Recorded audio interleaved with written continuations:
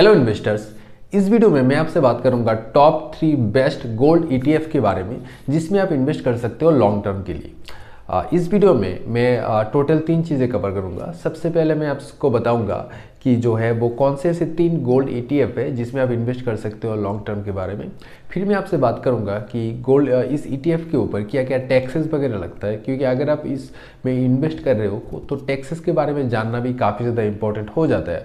और कुछ ऐसी इंपॉर्टेंट चीज़ें जो कि आपके लिए जानना काफ़ी ज़्यादा ज़रूरी हो जाता है before you invest in any gold ETF. So without any further delay चलिए आज की इस वीडियो को शुरू करते हैं।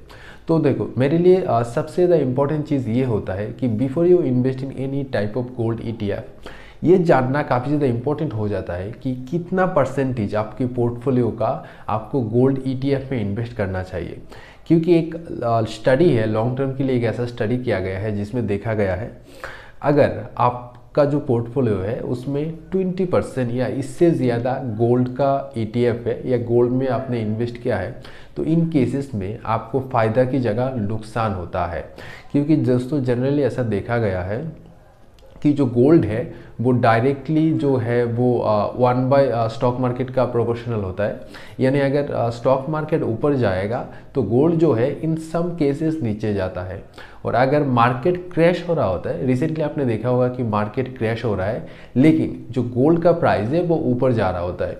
यानी अगर मार्केट क्रैश के टाइम अगर आपके पोर्टफोलियो में कुछ गोल्ड है तो आपको जो है एक एक्स्ट्रा रिटर्न मिलता है, या इसको हम रोलिंग रिटर्न भी बोलते हैं।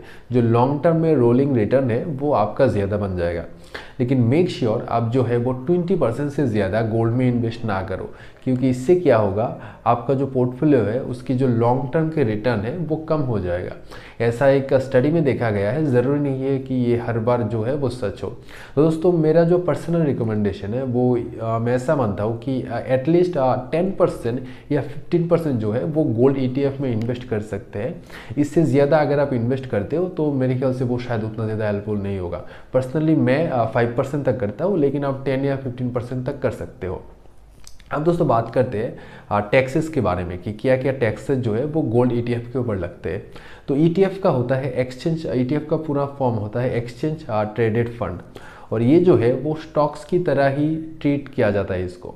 तो अगर आप किसी भी गोल्ड ईटीएफ में इन्वेस्ट करते हो और उसको 1 साल से पहले सेल कर देते हो तो उसके ऊपर short term capital gain tax लगता है जो कि होता है 20% का। इसको अगर आप 1 साल के बाद सेल कर देते हो तो उस पर long term capital gain tax लगता है जो कि होता है एटलीस्ट 12.5 या इसके आसपास। ठीक है। अब दोस्तों बात करते हैं कि कौन से ऐसे 3 गोल्ड ईटीएफ है जिसमें आप इन्वेस्ट कर सकते हो।